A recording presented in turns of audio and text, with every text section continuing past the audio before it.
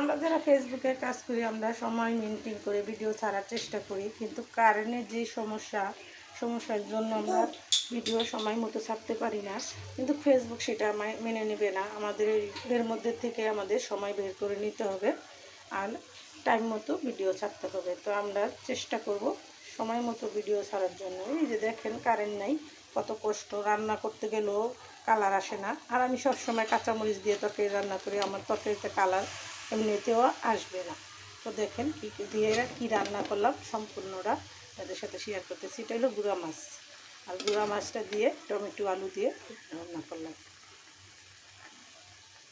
রোজা রেখে এরকম গুঁড়া মাছের চচ্চড়ি দিয়ে ভাত খেতে অসাধারণ স্বাদ লাগে। আপনারা একবার হলো এরকম করে গুঁড়া মাছের চচ্চড়ি রান্না করে খাবেন।